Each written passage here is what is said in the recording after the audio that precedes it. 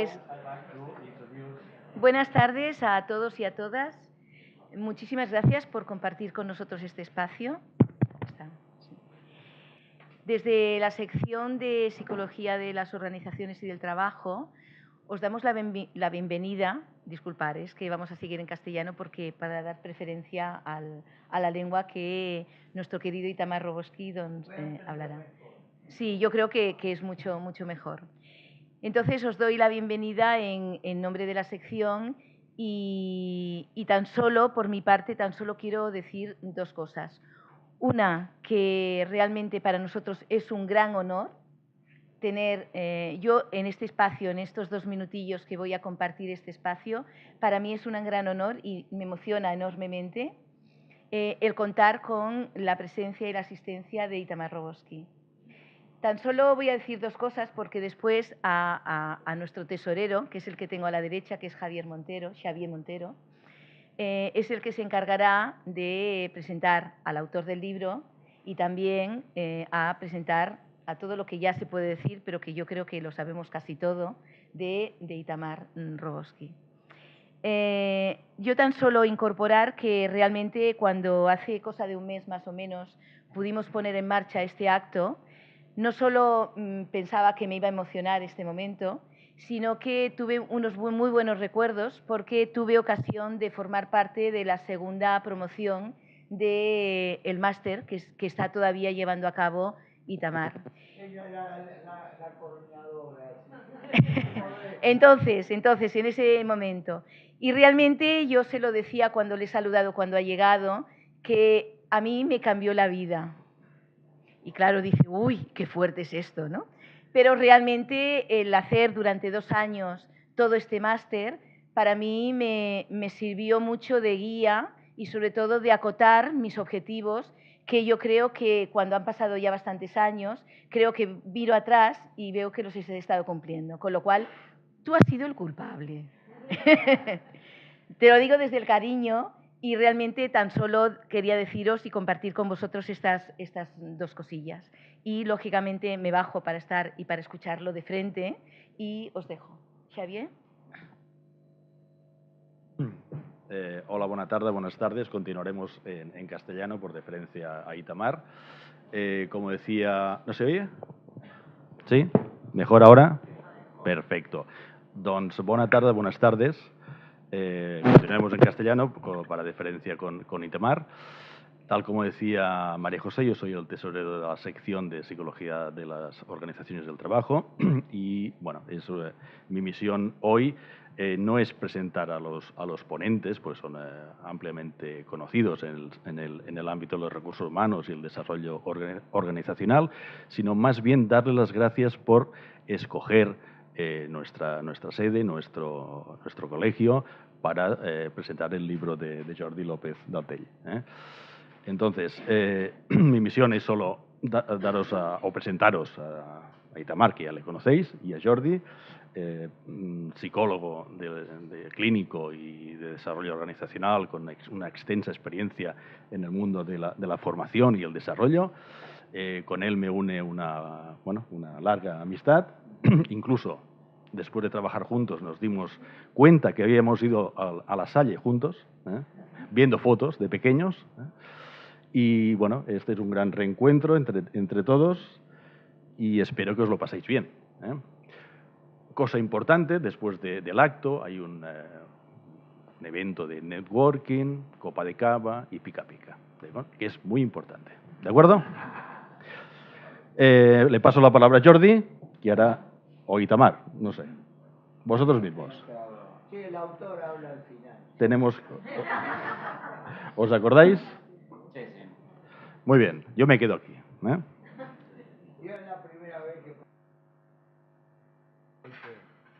Ahora se oye mejor. Bueno, es la primera vez que participo en una presentación de libro acá en Barcelona y no sé cuál es la tradición pero esto de que el autor habla al final, esto es universal, es en todas partes. Para mí hoy es un día de fiesta, es la fiesta de Jordi. haber presentado un libro más, no es el primero que, no es el primero que escribe, pero haber presentado uno más. Y este es especialmente, que si ya lo leyeron o lo van a leer, para mí es lo que hay que hacer, es sacar la academia de las manos del establishment. Y hoy día, cada día está más en manos del establishment. Desde Bolonia, en realidad, son los grandes capitales y demás que dirigen la academia. Si alguien quiere ser original, que se olvide, siempre y cuando esté de acuerdo o tenga la valentía, como la universidad a la que pertenezco y que publicó online el libro, de decir, bueno, no nos acreditamos, no nos pasamos, no nos importa estar acreditados. Y si el que no le gusta, no le gusta. Pero nosotros, los ministerios de educación, no nos van a dirigir y no nos van a decir los políticos que cómo hay que hacer la academia o cómo hay que enseñarle a la gente, o mejor dicho, enseñarle menos y hacer que la gente aprenda más. Y para eso hay que hacerlo en realidad de otra manera. Nosotros, porque somos todos, no estoy solo en esto. El primero que empezó es nada menos que un clásico, que es Mintzberg. Escribió un libro entero explicando que lo mal que le hace a la economía a la gente de las escuelas de negocios, aparte de lo que hacen bien, pero sobre todo el libro está dedicado a cómo arruinan la economía y arruinan a la gente, arruinan a las empresas. Pero de eso no vamos a hablar, porque eso ya se puede comprar el libro y leer a Mintzberg, lo que dice, ¿no? Hay un paper también de él, ¿no? El que no quiere leer todo el libro. Bueno, primero tengo que agradecer al Colegio de Psicólogos por esta invitación y también por el haberme dado domicilio para muchas otras cosas que el colegio viene haciendo por años. Y segundo, a la Universidad EAYU, que en cuanto les propuse qué es lo que pienso hacer y quién es el autor, no llevó mucho tiempo, yo creo lo autorizó más o menos. Le llevó 2 días leer al consejo académico, leer el libro y decir imprimatur, que se imprima, que se publique. Y la idea es que la lea todo el mundo, para que la academia, la universidad, la ciencia salga afuera, tiene que ser en el lenguaje de la gente, en el nivel que lo tienen hoy día. Y Moraleja para mí es un intento exitoso, muy serio, de explicarle a la gente lo que nosotros los psicólogos sabemos decir solo en nuestra jerga profesional, que la entendemos solo nosotros, que siempre es un círculo relativamente reducido, y que no llega al público, no llega a todos. Y yo creo que esta es, para mí ahora es la principal misión, más que investigar algo concreto, es llevar la idea de que todo el mundo tiene talento. Y no solo tienen talento los que están en la dirección de las empresas, sino todos los que trabajamos tenemos talento. Y este talento es cuestión de cultivar el talento de todos y no pseudo cultivar el talento de algunos directores, directivos, que al final de cuentas aprenden lo que ya se sabe y hacen poco por pensar en el futuro y en cosas nuevas. Esta es la lamentable realidad. Lo bueno de la realidad es que hay cosas como esta están pasando cosas buenas. Y hay ya mucha gente en todos los países que está en rebelión contra la atadura que significa que al final de cuentas es una academia con rituales que solamente se fija en el envase y no se fija en el contenido y sobre todo si es creativo, si va a ser algo que va a ser más allá. Ahora, no es nuevo. Todos los grandes inventos, todos los grandes que recibieron premio Nobel, etcétera, ninguno perteneció al establishment. Esto vale la pena destacarlo. Miren cuánto establishment, cuántas universidades oficiales y todas las cosas que han hecho que vayamos más allá, ninguno pertenece a esto. Ahora todos tienen grandes campus también. ¿Qué van a hacer con los campus? No sé. Algunos arquitectos están trabajando si se pueden transformar en vivienda, a lo mejor vivienda defendida, o hacer algo productivo, pero los campus no va a hacer falta. Estamos viendo, por lo menos en Israel, hay un 45% de profesiones que van a desaparecer en los próximos 10, 20 años. Eso es algo así en Israel de 1 millón de personas que van a estar desocupadas si siguen estudiando o haciendo lo que hacen esas profesiones. 1 millón de personas. En España no sé cuánto es, pero por lo general en Europa es el 50% de las profesiones, de los profesionales. No sé, no me ocupo tampoco de la estadística de cuánto es esto o aquello. Y entonces es cuestión de empezar a hacerlo de otra forma.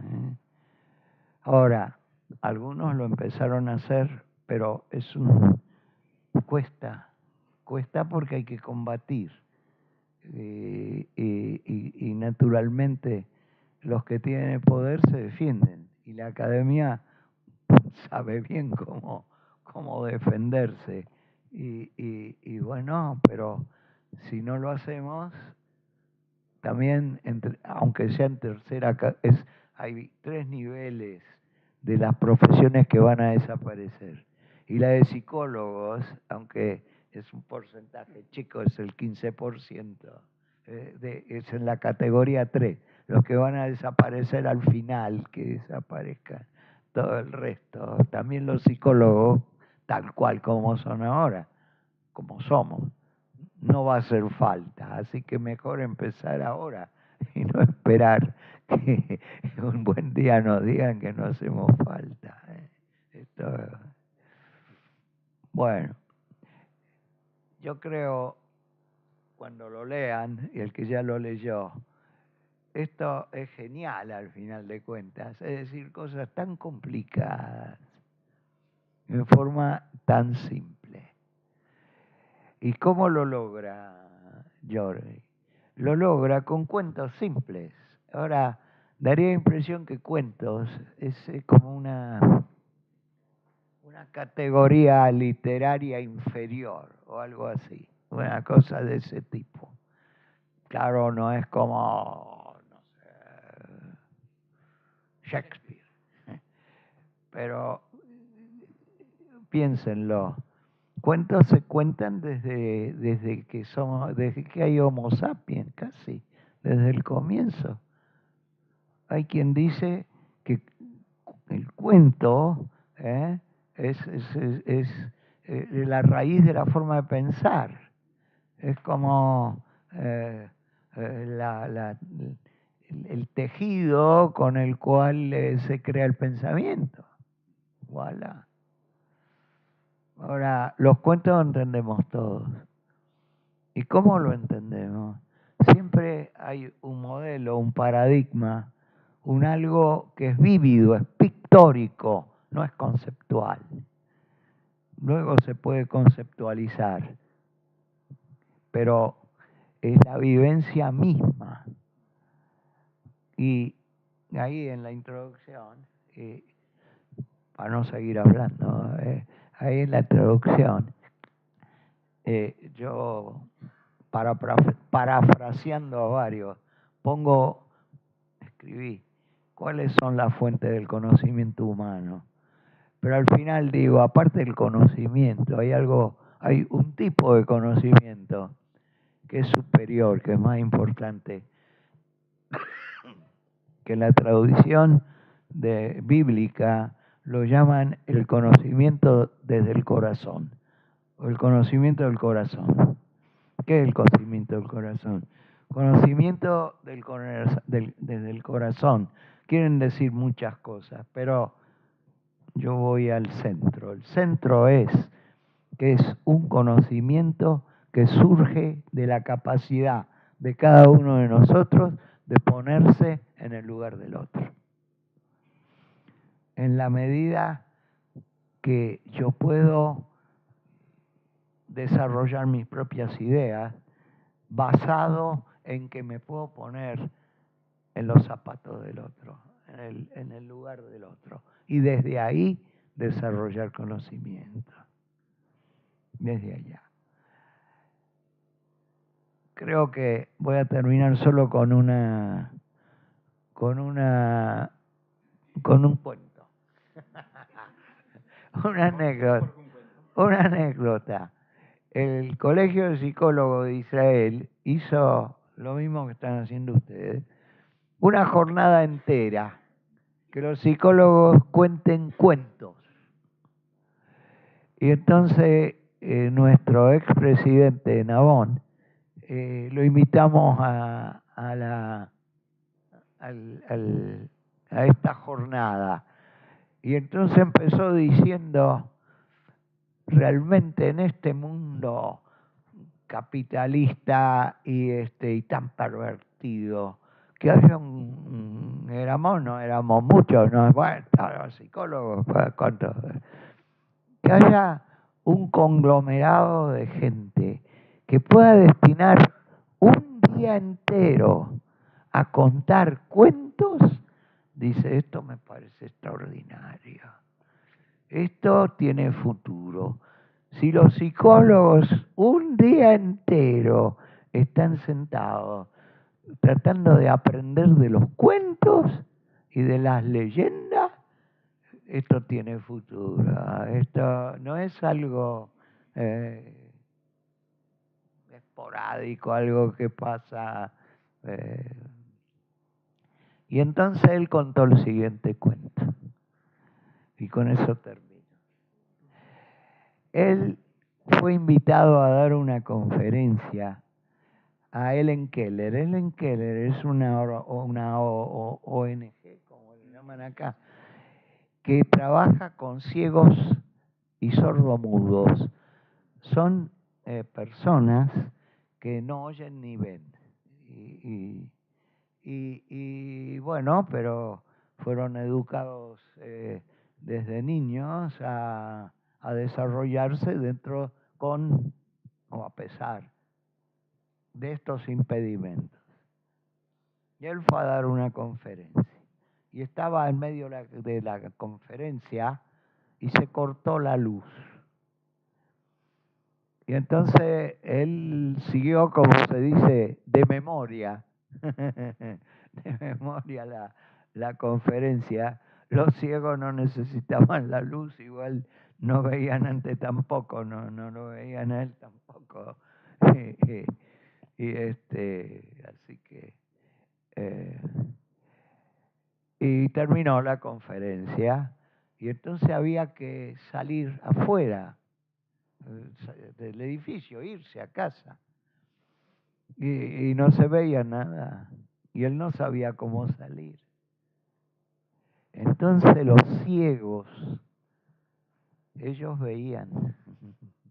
Entonces ellos lo guiaron hasta afuera, hasta la vereda.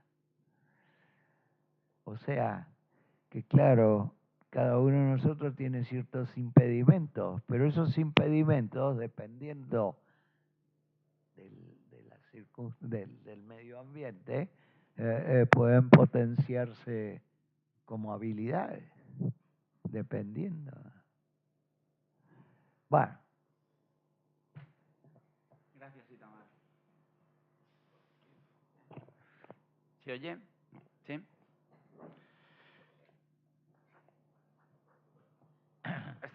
¿Estáis bien de temperatura? ¿Sí? Vale. Hasta hace media hora o 3/4, mi principal preocupación era cómo resumir en 20 minutos o en 15 minutos un libro de 160 páginas y que desde que empecé a escribir la primera historia hasta la última me llevó como un par de años. Esa era mi principal preocupación. Visto ahora, la preocupación es qué puedo decir o qué puedo añadir después de Itamar. Pero bueno, intentaré ser didáctico y intentaré ser ameno, interesante. Entonces he preparado unas transparencias que intentaré que sean más un motivo de debate que una transcripción o resumen del libro. Los cuentos empiezan normalmente con Érase una vez, y esta presentación pues empezará con Érase una vez. Érase una vez una conferencia, para hacerlo tipo cuento, en una torre muy alta, en la planta más alta de una torre muy alta, en concreto en diagonal con Balmes, en la que Itamar dictaba una conferencia. Si me equivoco, me corriges. Básicamente hasta ahora va bien. Hasta ahora va bien. Lo difícil empieza ahora. Básicamente sobre la inteligencia colectiva de las hormigas. Yo por esa época, casualmente, estaba escribiendo una de las historias que tenía como protagonistas unas hormigas muy especiales, que además son reales, que son las Lesius neglectus. Las hormigas se organizan en torno a una hormiga reina y compiten con otras hormigas por los recursos del territorio, excepto estas. Estas son unas hormigas atípicas. Son unas hormigas en las que colaboran entre los diferentes hormigueros y comparten, pues eso, vida, macro hormiguero con diferentes hormigas reinas. Evidentemente yo no soy entomólogo y el cuento no era una historia. Tampoco. Y la historia no era una historia descriptiva ni un artículo científico, pero fantaseaba con el momento en el que las hormigas dan ese paso de competir a colaborar. Es una de las historias, es una historia sobre liderazgo y cómo cooperar con quien únicamente piensas que puedes competir te puede llevar hacia un territorio diferente. Bien, es una de las historias del libro, pero originó que Itamar y yo coincidiéramos hablando no de DO, sino de hormigas, y originó que él, sin haberse publicado el cuento, hiciera una cosa tan curiosa como escribir un artículo en la revista de Edipe sobre un cuento que todavía no se había publicado y que probablemente los lectores de la revista pues a día de hoy todavía no hayan leído.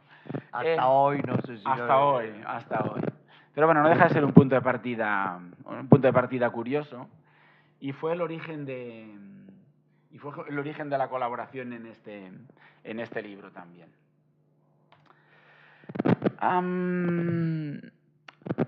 Esto parte de una experiencia personal y origina también un poco el planteamiento del libro. Hará un par de veranos, observando el cielo espectacular que hay en la isla de La Palma, la persona que nos estaba guiando en la contemplación nocturna nos señaló esta constelación, que es la constelación de Escorpión, que nosotros es la que llamamos habitualmente como Escorpión, y cuando te señala las diferentes estrellas que la forman, evidentemente tú ves por primera vez un escorpión. vemos lo que estamos acostumbrados a ver y una vez lo hemos visto, eso es lo que reconocemos. Y eso es lo que sucede también cuando intervenimos como consultores internos, como consultores externos o simplemente como responsables en un departamento. Trabajamos, intervenimos en función de aquello que hemos aprendido a ver y reconocer. La contemplación de la constelación de Escorpión duró 1 minuto, y el tiempo justo hasta que el guía nos comentó que en otras latitudes esta constelación se la conoce como la palmera. Y en ese momento en el que tú ves el tronco y ves allá donde aquí tenemos 3 ramificaciones, ves toda la constelación de puntos que hay, en ese momento tú ves una palmera. A partir de ese momento, cuando observas el cielo, ya no solo ves un escorpión, ves un escorpión y una palmera.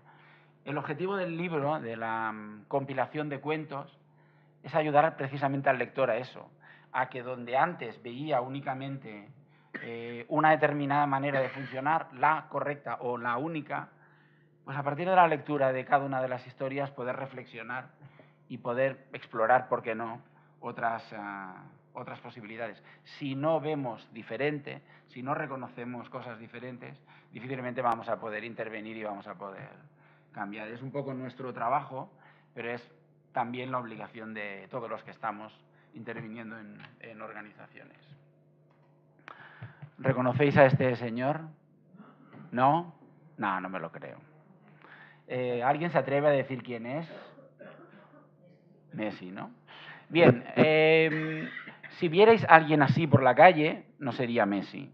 Y si vierais a Messi por la calle, vestido sin la ropa y sin rodearse de guardaespaldas, es posible que incluso no lo reconocierais, ¿vale? Esto no deja de ser una caricatura de Leo Messi, con los rasgos que nosotros identificamos como más característicos, pero no es Leo Messi. Probablemente no tenga unas facciones tan exageradas como aquí, ni un cuello tan largo.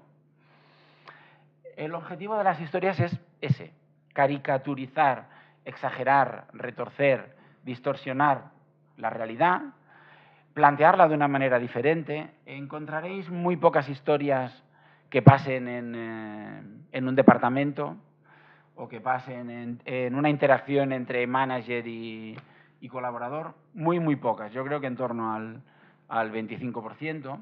Y en cambio encontraréis situaciones de la vida cotidiana de las personas o de las hormigas, por ejemplo, de las que podemos extraer lecturas y aprendizajes que nos pueden servir precisamente para, al acabar la historia, reflexionar y pensar si aquello que hacemos puede ser hecho de una manera diferente. Este es el típico pasatiempo que encontraríamos en La Vanguardia o en muchas otras periódicos. Y lo que vamos a hacer ahora es un poco el ver, no los 8 errores, pero sí las 8, 3 o 4, las que sean, diferencias que hay entre este libro, y por qué leerlo, y otros libros de management. Y bueno, para hacerlo, pues me hago autobombo y aprovecharemos los otros libros. Podría haber utilizado otros, pero bueno, estos son los míos. ¿No, Itamar? ¿Seguro? Claro. Entonces, a diferencia de otros libros de management, articulados en torno a una única historia, como pueden ser Prólogo Creo, Hacer Piña o muchas de la novela de management que se ha publicado, Moraleja no es una única historia, son 19 historias, más o menos cortas, algunas más que otras. Y mientras que Creo, Luego Creo es a imagen y semejanza de la mayoría de libros, una historia con un eje temporal y en el que la principal historia es una historia de management pura y dura, de cómo resolver un problema o de cómo lanzar un proyecto, ¿vale? En Hacer Piña ya se combina el nivel de vivencia personal, es la historia también de un expatriado y su familia que se plantea si todo aquello que ha estado haciendo y viviendo al final, con el paso de los años, tiene sentido o no. Y de un ejecutivo que aprende de algo tan simple como hacer castells, pues cómo dirigir personas y cómo liderar un equipo y cómo ser un mejor líder. Moraleja no plantea ni una historia de management y una historia personal. Plantea 19 historias cortas y en la que cada una de ellas, la dimensión personal, la dimensión management están entremezcladas y en la que no encontraréis apenas capítulos dedicados específicamente a un solo tema. Hay alguno, el del mobbing, el del tema de compromiso, que pasa, como no podía ser de otra manera, en una ceremonia religiosa, y el de, lo siento Marta, el de uno que pasa en un atraco en una entidad bancaria, que evidentemente es una negociación con rehenes, con lo cual es un buen momento para aprender sobre negociación. No es un libro tampoco de autoayuda, no he pretendido ser didáctico sobre qué hay que hacer en cada una de las situaciones, a pesar de que el título moraleja pueda llevar a engaño. En las moralejas, es más, encontraréis más preguntas que respuestas. Muchas de las moralejas están estructuradas en torno a preguntas que intentan abrir el diálogo con el posible lector para que lo estimule también a reflexionar y a llegar a sus propias conclusiones.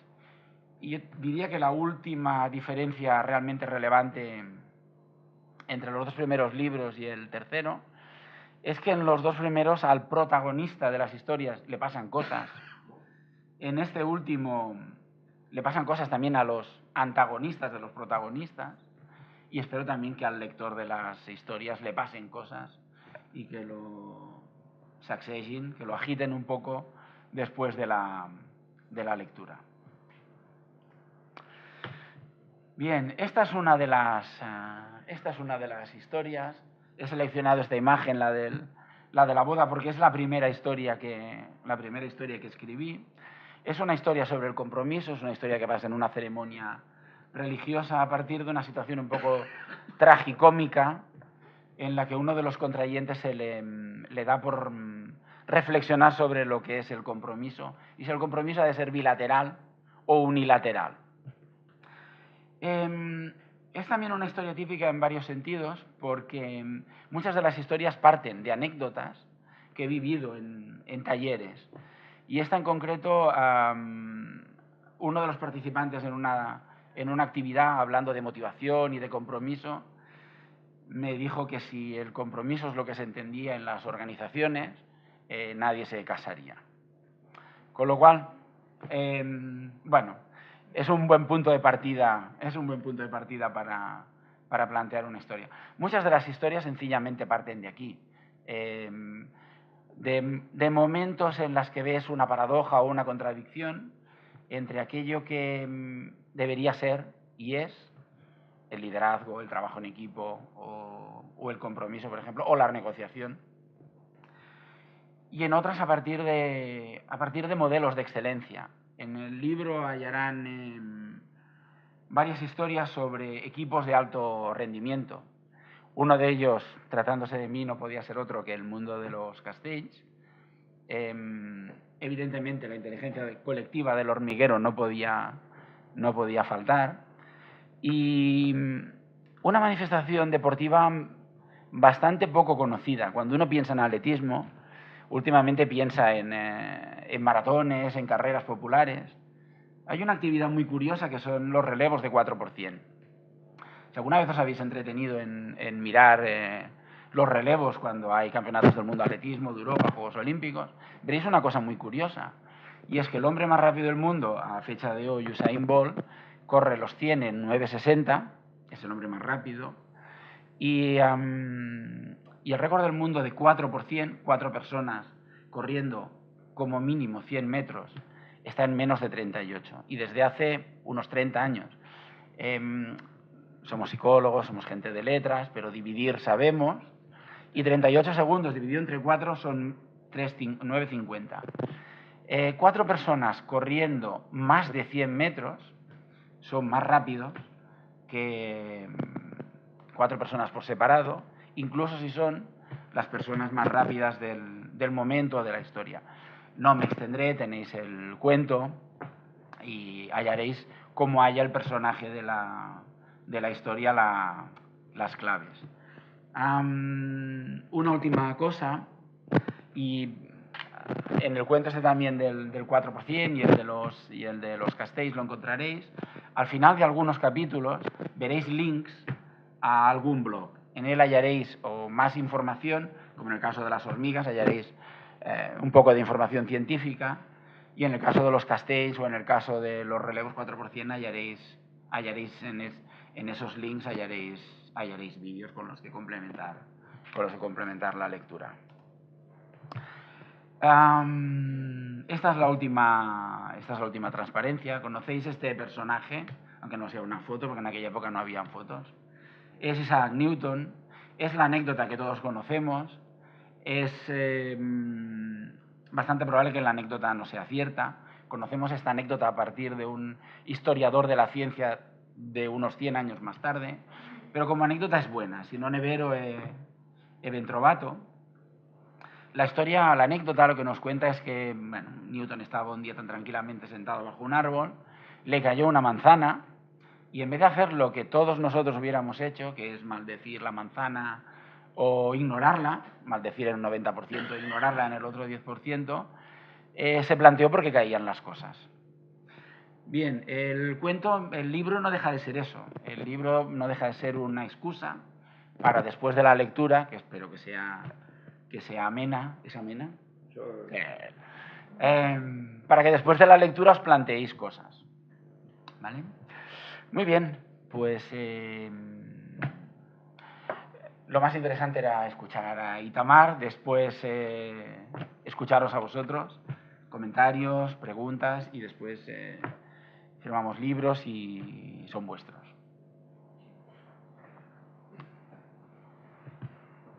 Todos a la vez no, por favor. Unos aplausos.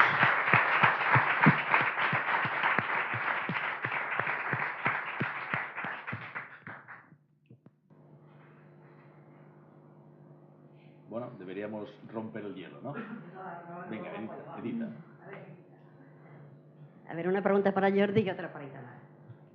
Para molestar un poco, ¿eh? Bueno, ese es el objetivo. A ver, para Jordi, explícanos un poquito por encima si hay alguna especie de hilo conductor a lo largo de las diferentes historias. Y para Itamar, ¿por qué has dicho que las personas hemos aprendido desde que somos Homo sapiens? Esas conductas de empatía son comunes a casi todos los primates y casi todos los mamíferos, no solo nosotros. Primero tú, Itamar. Primero yo. Como quieras. Yo te dejo elegir. Ponle ese caso de esto. Eso es la tecnología. Ahora va mejor. Bueno, contesto yo, así después tú te explayas.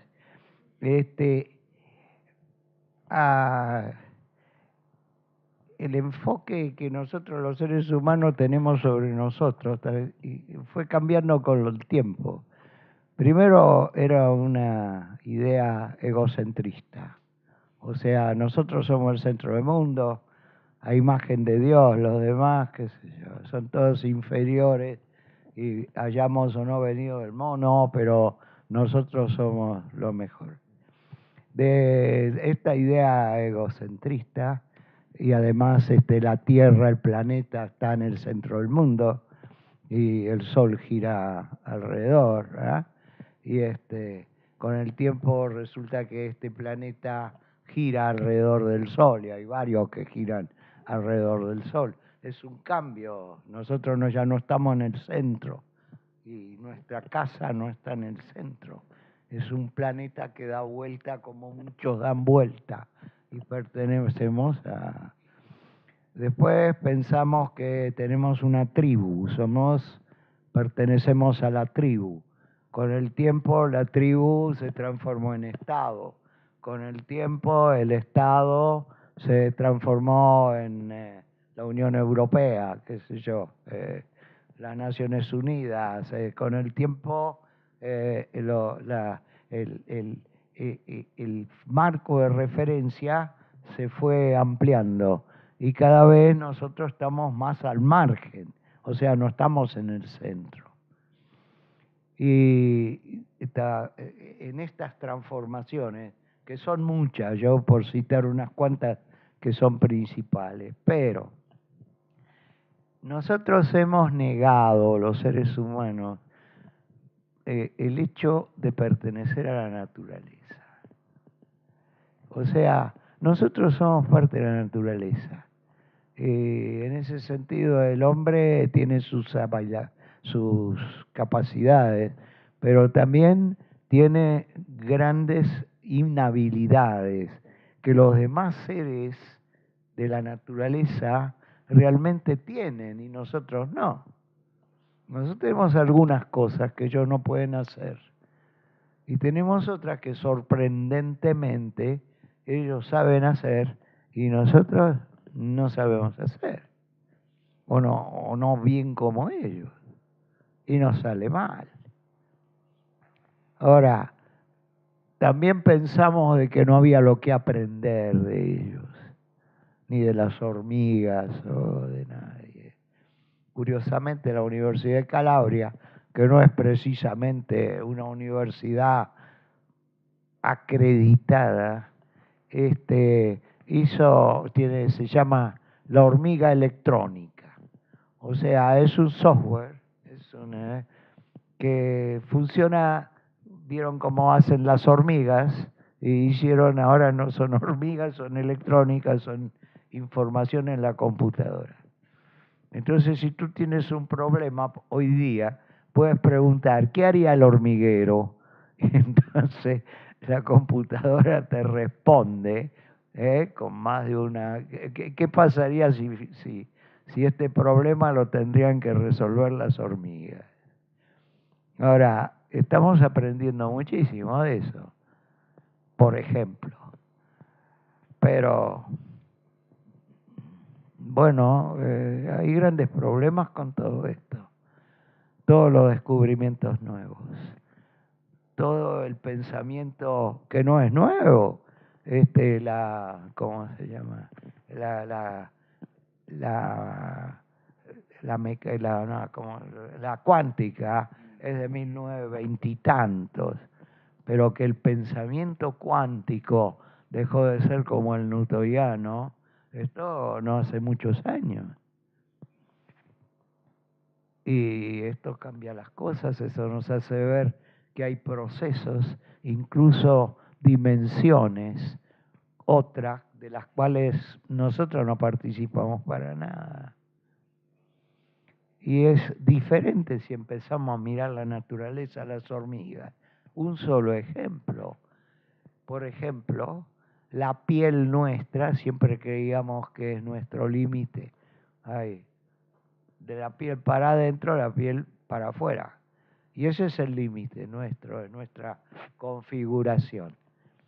Ahora, yo les pregunto, propiamente de nosotros, de nuestra osamenta, de lo que nosotros somos, ¿qué porcentaje es lo que es solo de nosotros?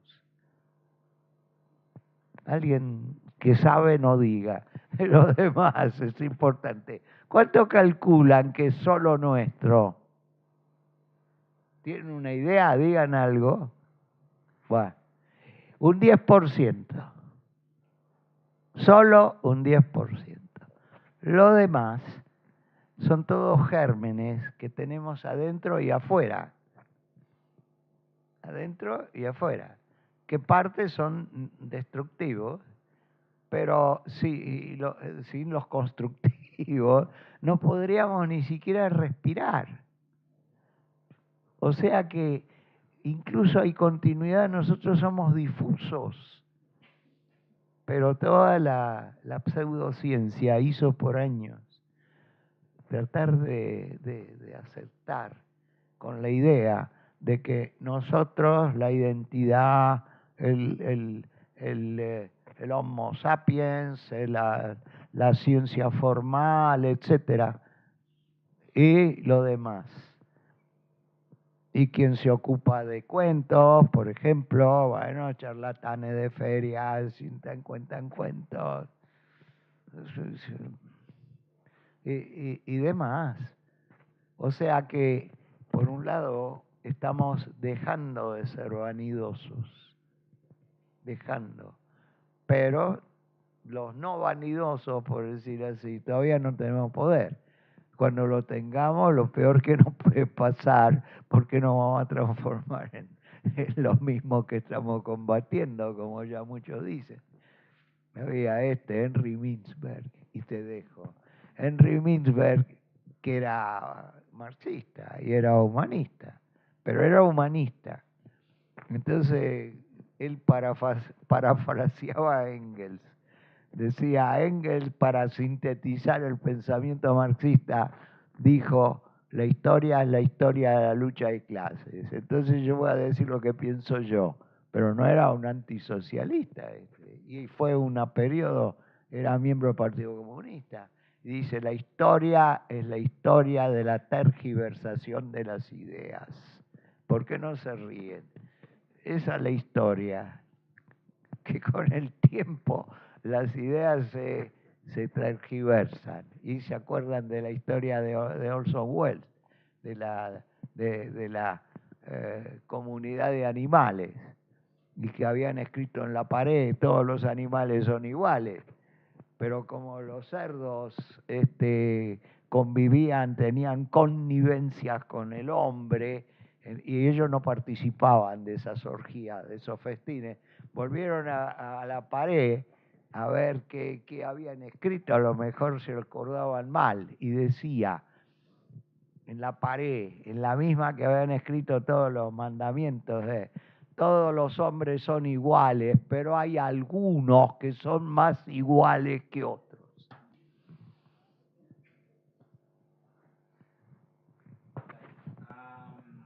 Hilo argumental era, ¿no? Sí. ¿Sí? Ok. Sí, en algunas historias están conectadas. Hay 3 historias, por ejemplo, ambientadas en un partido de fútbol de categoría cadete, y son 3 momentos diferentes y además no están ordenadas cronológicamente. Las historias están... He huido también de plantear historias con grandes... A pesar de que los cuentos normalmente nos explican, pues eso, guerreros, héroes, princesas, heroínas, ¿vale?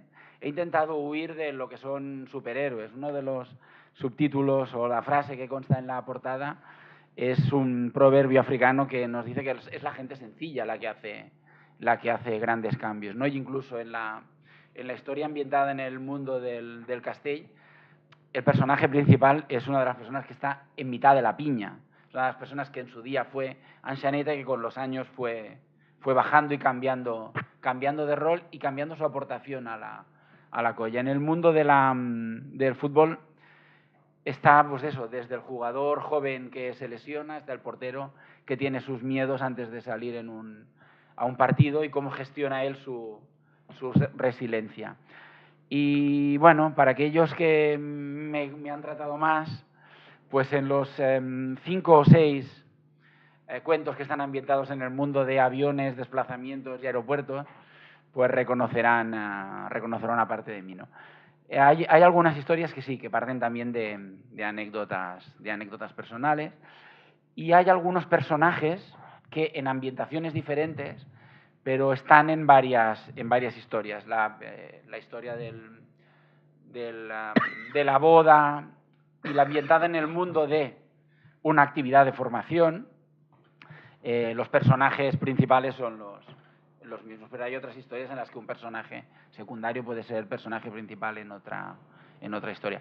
Con excepción de las del mundo del fútbol y las de los aviones, que sí que tienen una cierta continuidad, a pesar de que están desordenados, el resto de historias son historias tan inconexas como pueden ser una historia ambientada en un hormiguero y una ceremonia religiosa. Podía haberlo mezclado, hacer una ceremonia religiosa en un hormiguero, pero mi imaginación ya no daba para tanto. ¿Más preguntas?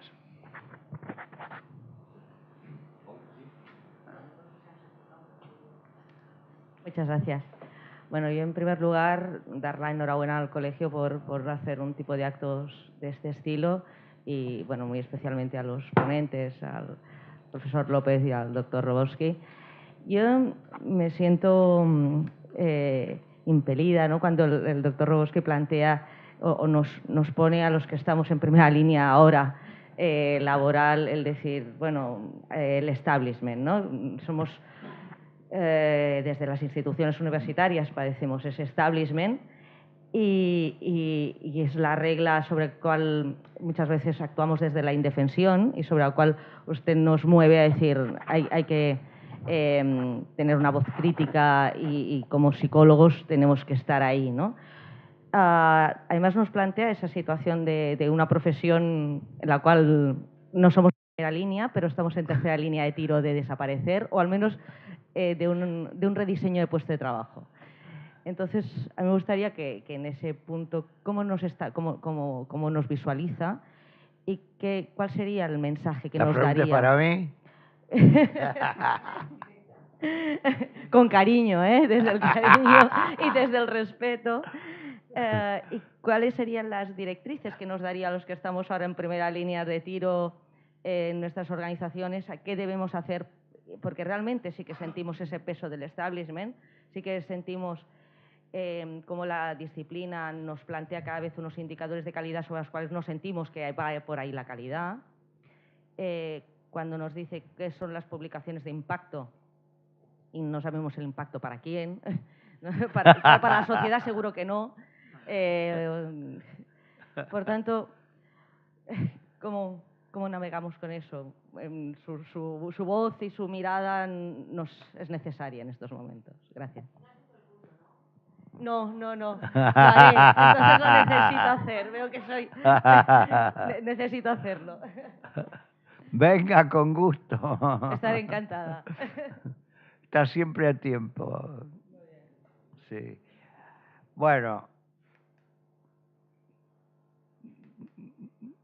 yo no tengo más remedio que ser crítico con... algunos se van a lastimar. Nosotros, los psicólogos, el establishment, ya hace pero muchísimo tiempo, perdió un siglo, imitando o tratando por todos los medios de imitar una ciencia llamada las ciencias exactas.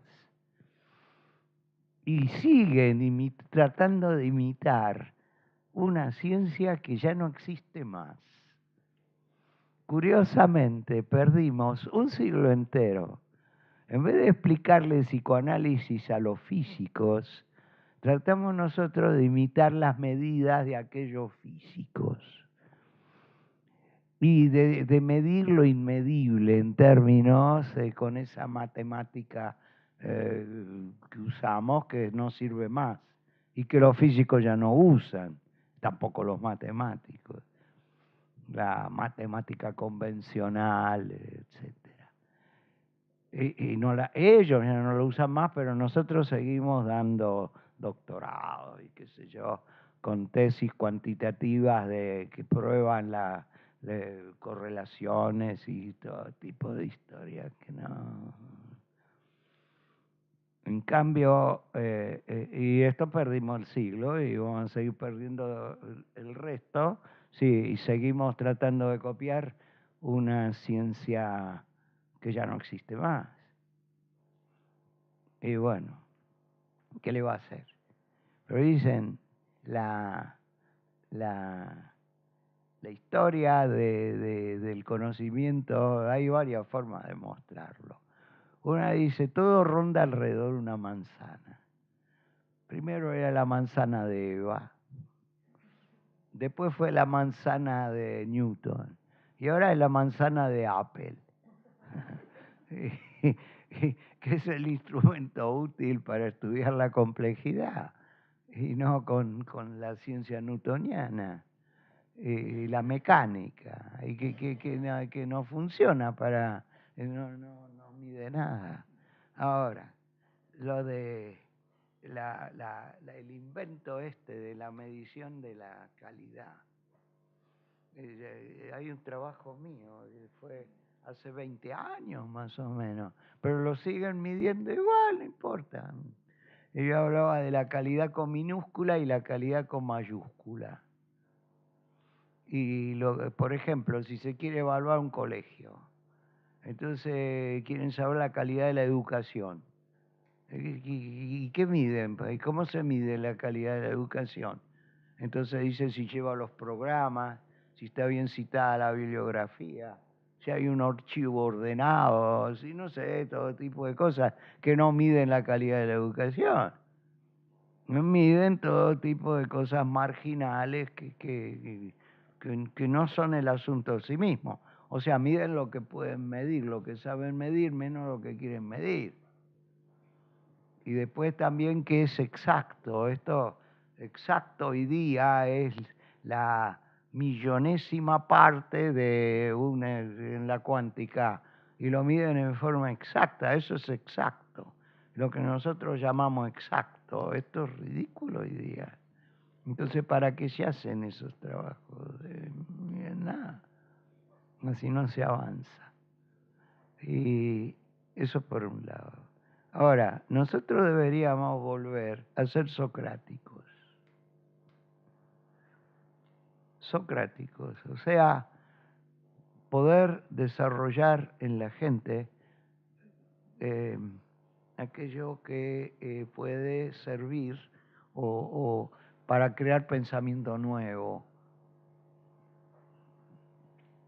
no para volver la gente al redil, que es lo que la mayoría de nosotros los psicólogos hacemos.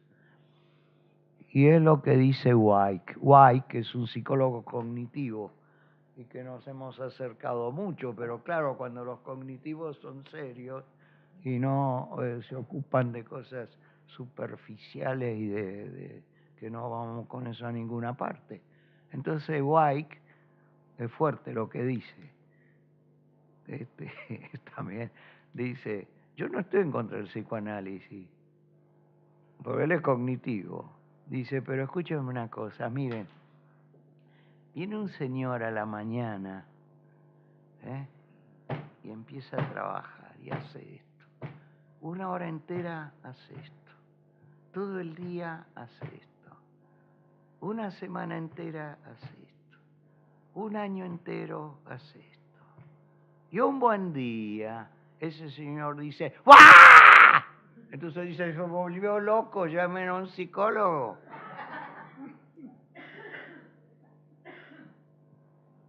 Dice, escúcheme una cosa, ¿hay algo que explicar? Ustedes tienen teoría por qué se volvió loco. Dice, ¿por qué no hacen una teoría? ¿Por qué millones de personas están dispuestas a hacer esto? Dice, ustedes mandan la gente en el ejército, van a matar y a matarse. Entonces un buen día hay uno que dice, no quiero subir al tanque. No quiero. Entonces dice, llamen en Israel lo llaman, al oficial de salud, porque no quiere subir al tanque. Y entonces White dice, ¿qué explicación hay que dar? ¿Para qué hace falta una teoría para explicar por qué alguien no quiere matar y matarse? ¿Por qué no usan la misma teoría, el psicoanálisis, para explicar y evitar, a lo mejor? ¿Por qué millones de personas, miles y cientos de miles, están dispuestos a matar y a matarse? O sea, yo no estoy contra el psicoanálisis. Además, yo soy psicoanalista, pero no clínico, así que... Pero depende para qué se use. Y este es el problema. Ahora dicen, como me dice uno, eso es filosofía. ¿Cómo eso es filosofía? Dice, en un tiempo había filósofos, los filósofos trabajaban, era una profesión. Y le enseñaban a la gente a vivir. Y nosotros tenemos que volver a ser socráticos. Y la profesión es en la calle, no tenían despacho y no, una consulta. Sócrates preguntaba a todo el mundo, es peligroso, le hicieron tomar cicuta, cuidado, hay que tomarse recaudos, pero ese es el trabajo, y no andar encerrado en gabinetes. De esa forma. Ahora, hay quien cree también que si cada uno fuera al psicoanálisis, la sociedad sería mejor. Ahora me explican de dónde van a sacar tantos psicoanalistas. La mitad va a ser psicoanalista y la otra mitad van a ser pacientes. ¿Cómo va a ser esto? Pero en cambio, hay utopía, no es que está logrando, pero no importa, porque hay utopías que en realidad no son para que se realicen, son para tenerlas de estrella de guía. Por ejemplo, la idea del Yobel en la Biblia, del cincuentenario, que dice que cada 50 años hay que dar por anulada la propiedad. Y todas las cartas empiezan de nuevo. Ahora, todos los que son muy religiosos cumplen todas, pero el Yobel no se cumplió nunca. Y ya van 2000 años, nunca hubo Yobel. Y las cartas se truecan todas, empieza todo de nuevo, no pasó jamás. Pero está bien, nadie lo anuló, ni siquiera los religiosos dijeron, ni los no. Dijeron, no, que esté, qué sé yo. Algún día a lo mejor va a haber Yobel. Pero todo judío religioso debería cumplir esta norma, que cada 50 años se truecan todas las cartas. Bueno, pero... Bueno. Ahora, hay otras utopías que, bueno, vale la pena. Por ejemplo, Desmarais. Es curioso, Desmarais hace muy poco fue traducido al inglés. O sea, quien que no sabía francés, y eso que él viene de Inglaterra, pero el que no sabía inglés no leyó a Desmarais. ¿Qué dicen de él? Yo creo que yo también lo valoro muchísimo. Dice, desde Freud no hubo grande como Desmarais. A tanto. Ahora, ¿qué quiere el señor Desmarais? Él hace median groups, o sea, grupos de 20, que no es la idea de los psicólogos del pequeño grupo, tampoco es un grupo grande, es mediano, 20, 25. Y tiene una técnica, una metodología, cómo trabajar con un grupo de 25 o de 20. Y él dice, si cada uno de esos 20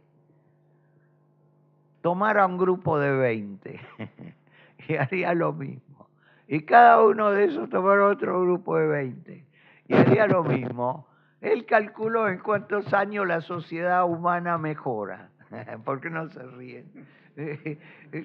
Y montó todo un movimiento para esta utopía que todos van a ir expandiendo. Ahora, bueno, es una buena idea, es una gran utopía que no se va a realizar, no en el tiempo que él cree, pero piénsenlo, si el colegio de psicólogos, cada asociado, como ustedes, como yo, tomara 20 y de esos 20 cada uno tomara otros 20, no en el tiempo que dice Desmarais, pero algo cambiaría, ¿no?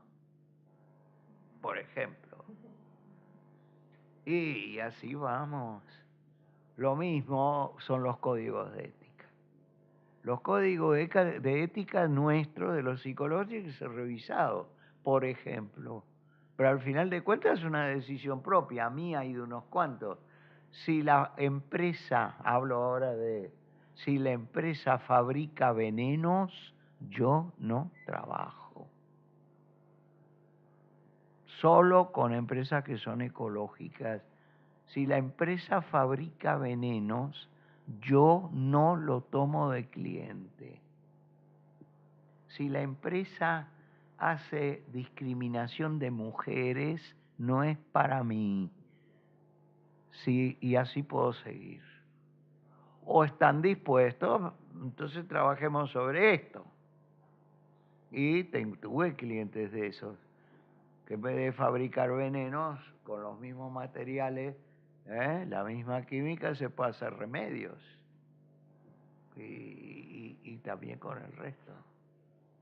Y no seguir destruyendo el globo terráqueo. Y esto termino, así contestas tú. A mí alcanza a darme cuerda, así que párenme.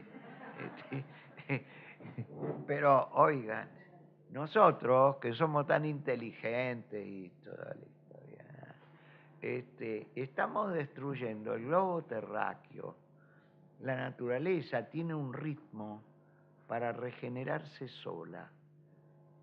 Y esta es la idea del sábado, del sabático, dejar antes que el problema antes de la justicia social, de descanso, todo eso, antes que nada es una ley ecológica, dejar la tierra, dejar todo, no generar energía, al menos una vez a la semana y un año cada 7 años. Pues de ahí empieza la cosa, es ecológica. Ahora, miren a dónde lo que cuesta hacer que las cosas sean ecológicas. O sea, bueno. Y entonces hay que modificar el código. Debería ser uno de nuestros principales principios, que nosotros no cooperamos con la destrucción. Ahora, empecé diciendo, y con esto termino, tiene un tiempo la regeneración natural. Hoy día, y va en aumento, nosotros estamos dañando al globo terráqueo 12 veces más que el tiempo que le lleva en regenerarse. Entonces vamos a terminar, a menos que pensemos ir a vivir a otro planeta, vamos a terminar destruyendo la casa, destruyendo el planeta. Si seguimos destruyéndolo 12 veces más, la naturaleza no llega, no alcanza a regenerarse. Y entonces en vez de ayudarla, nosotros hacemos justo lo opuesto. Ahora, a lo mejor no sabíamos que esto es lo que va a pasar, pero ahora sabemos. ¿Y quiénes se oponen? Los que viven de los venenos. Y los que viven de los venenos hay que denunciarlos. Como por ejemplo, Monsanto es una empresa del punto de vista organizacional que es un modelo igual que el hormiguero, igual que otras. Hay muchas, hoy son como 30 por lo menos, que son ejemplos de cómo debería hoy día organizarse el trabajo. Pero Monsanto fabrica veneno y entonces me interesa poco que tienen una buena organización parecida a un hormiguero para fabricar veneno. Bueno. ¿Alguna pregunta más? Sí. ¿Uno? Para Jordi.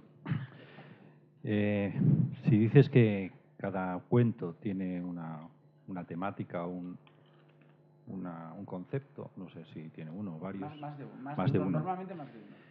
Quería saber si esto responde a una selección de conceptos que tú has hecho previamente o si están los que querías tú que estuviera o si crees que hay algo que no ha quedado reflejado. Y otra pregunta, perdona, es, aparte de reflexionar cuando lean el libro la gente, Sí. aparte de esa reflexión que dices, ¿qué te gustaría que hiciera la gente? O sea, ¿qué acciones crees que te gustaría que hiciera la gente, aparte de recomendar tu libro?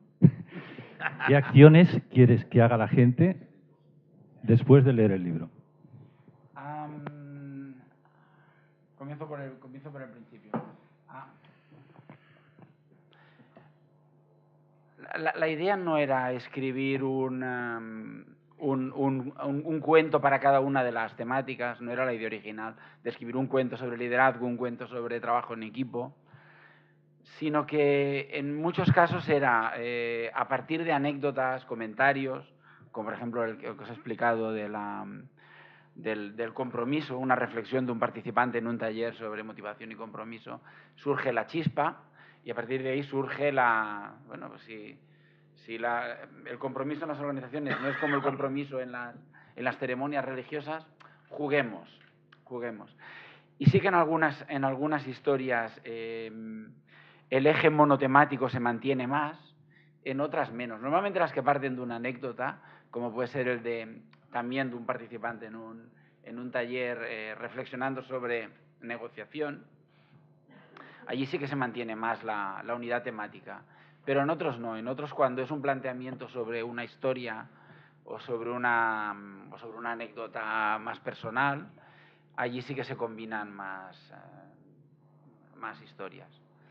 Hay algunos en los que puedes encontrar reflexiones sobre la presión que nos inyectamos a nosotros mismos y que las familias, como metáfora del resto del personal de la organización, pueden inyectar a alguien para que vaya más allá de sus límites. Y es una reflexión también en paralelo sobre la resiliencia, ¿no? Por un lado hay esta lectura del entorno y por el otro lado hay la resiliencia. No era una idea de hacer una historia para cada una de las temáticas. Sí que hay algunos temas que se repetirán más. Sobre los equipos de alto rendimiento hay la historia de los castells y la historia del relevo 4%, y el del hormiguero combina la reflexión sobre el liderazgo y sobre cómo se organiza también no un equipo de alto rendimiento, sino una sociedad de alto rendimiento, que es un concepto que también aplico al mundo de los castells. Cuando tienes 4 personas que se han de coordinar para correr 460 metros en menos tiempo que 4 personas por separado, pues eso es un equipo de alto rendimiento. Pero cuando tienes 1000 personas o 1200 para un quadradadeu en folre y manillas, pues eso es una sociedad de alto rendimiento, no es un equipo de alto rendimiento.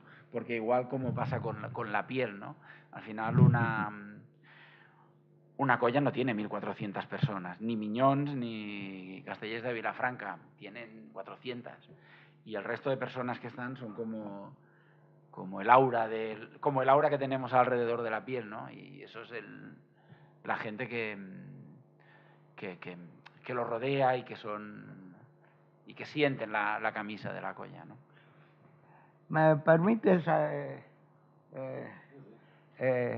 unirme a esta respuesta? Lo que tú estás preguntando es muy importante, porque el establishment científico, la ciencia que por suerte ya va, nos quiere convencer que es una cosa hipotética deductiva. O sea, él hace una hipótesis y después va y ve lo que pasa. Mienten. Primero hay algo que pasa, y de donde se te ocurre una pregunta, como Newton cuando se le cayó la manzana y como cada cosa. O sea, que ellos mienten. Primero hay una operación inductiva, que es la vivencia, la vida, de la cual te planteas una hipótesis o un concepto, haces una elaboración conceptual y luego tratás de ver si pasa en más lugares o dónde se puede aplicar esa enseñanza. Si Jordi no hace los cuentos, todo lo que yo escribí, por ejemplo, en el ensayo sobre las hormigas, que todavía no era un cuento que todavía no había, no lo puedo hacer porque yo estoy conceptualizando lo que él vivió y hizo. Ahora, si me permiten, yo creo que a los valientes hay que destacarlos.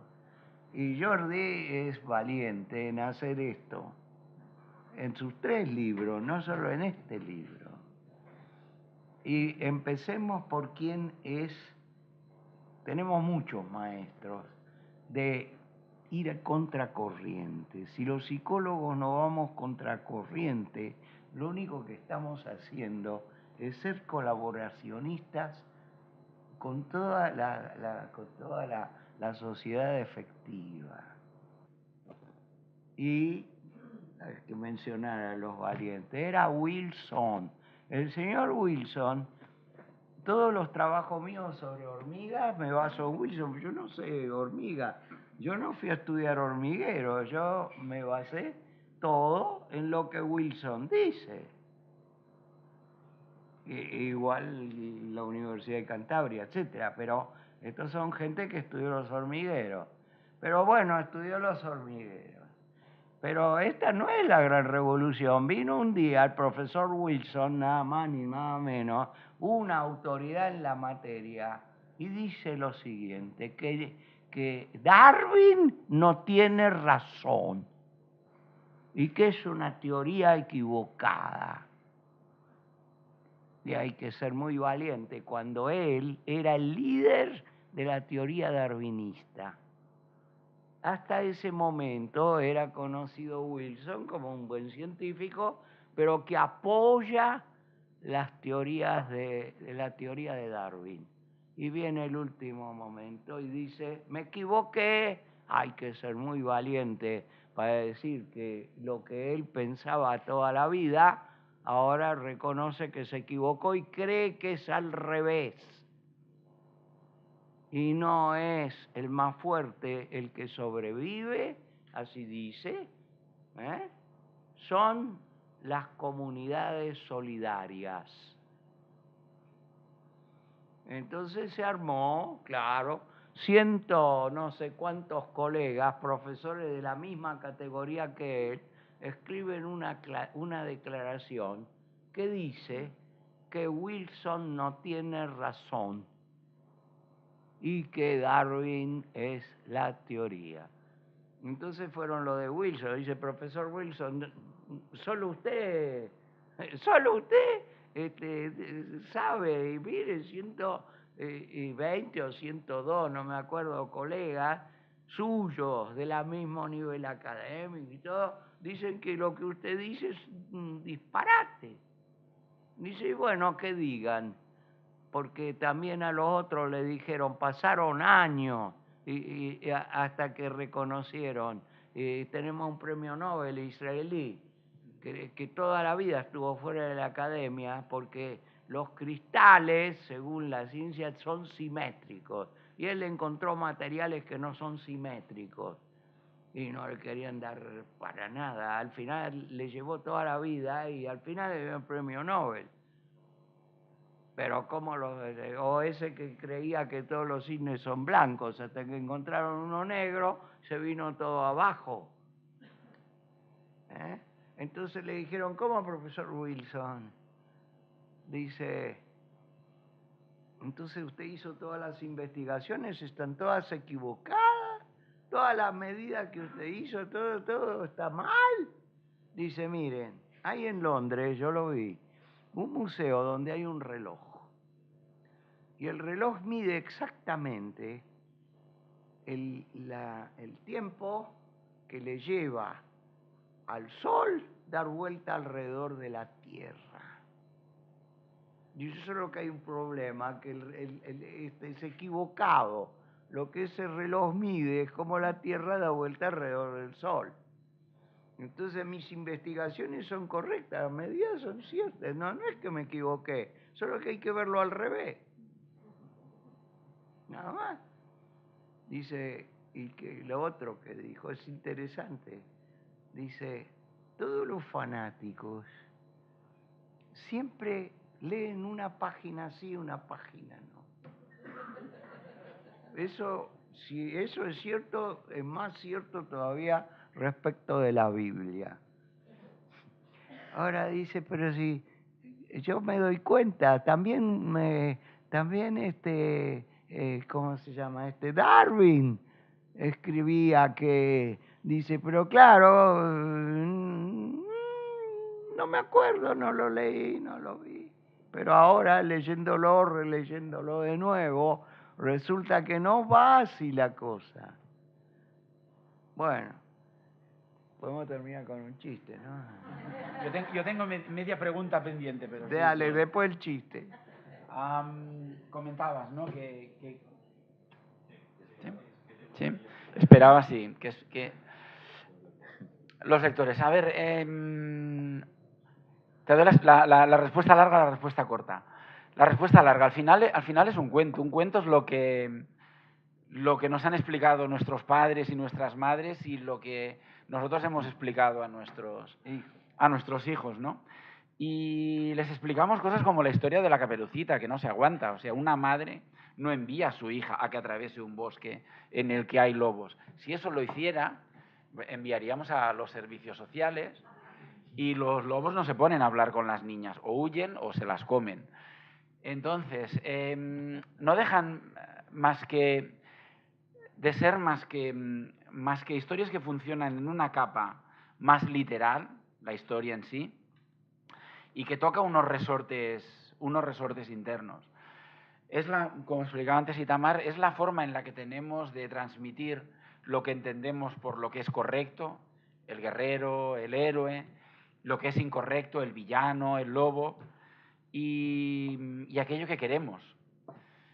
Y eso va dejando su pozo y suponemos que nuestras generaciones, nuestros relevos, pues adquieren parte de esos intangibles culturales y que funcionan en torno a esos valores. Esta es la respuesta larga. Yo no espero que los frutos de leer el libro vengan en las generaciones de vuestros hijos y que lo expliquéis. Es una contribución. Y que lo expliquéis por la noche antes de ir a dormir. No me imagino explicando un relato de un atraco bancario, por ejemplo. Pero sí que me gustaría que, a diferencia de los dos primeros, que yo los recuerdo muy claramente desapareciendo muy rápidamente en librerías y permaneciendo muchísimo en las librerías de las terminales de aeropuertos y del AVE. Recuerdo haberlo visto en Buenos Aires, en México, los libros anteriores. Son libros que a menudo se compran en aeropuertos o en estaciones de tren y que se leen pues lo que dura el Euromed o lo que dura el AVE a Madrid.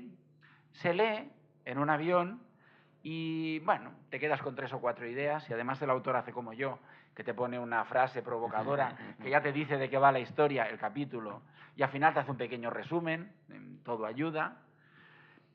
Espero que este sea más un libro de leer historia a historia, en un largo recorrido, y que lo lea la gente en casa con una taza de té o de café, creo recordar que lo he puesto en la contraportada, y que al acabarlo de leer uno se plantee más preguntas, y se plantee, por ejemplo, si la manera que tiene de enfocar una negociación, pues yo no diría si es la correcta o no es la correcta, pero sí puede ser diferente.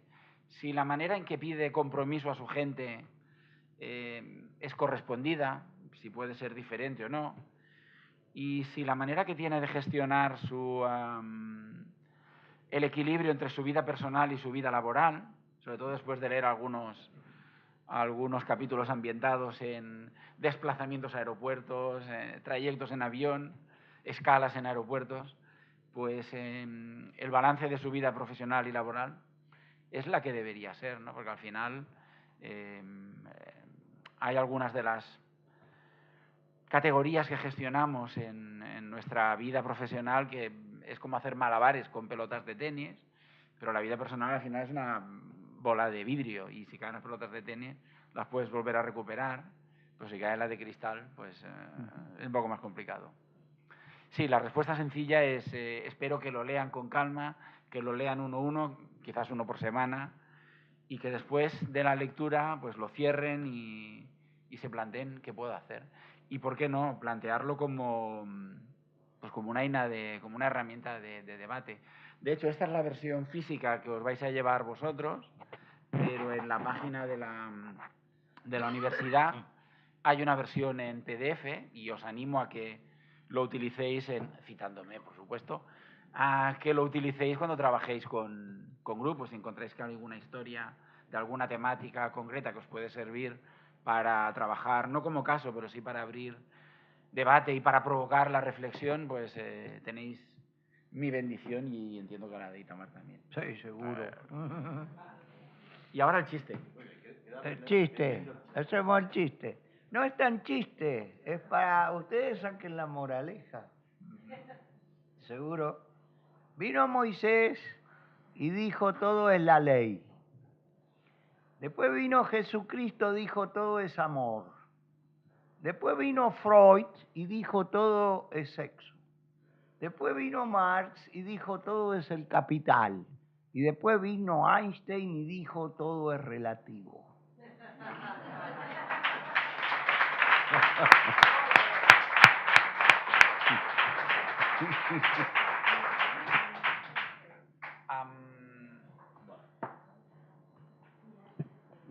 Yo diría que gracias Jordi, gracias Itamar, por vuestras grandes aportaciones, grandes reflexiones.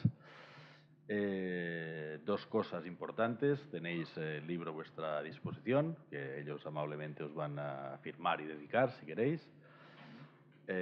Otra cosa es el aperitivo, ya está preparado para hacer el networking. No habéis hablado mucho, seguramente que ahora hablaréis mucho fuera, entre vosotros. Y también pues brindar a Jordi como gran y prolífico escritor, con su tercera obra y una cuarta en cartera. Y que no sea la última. Exacto. Claro. Brindarle la oportunidad de que sea aquí donde la presente. Muchas gracias. ¿De acuerdo? Muy bien. Gracias.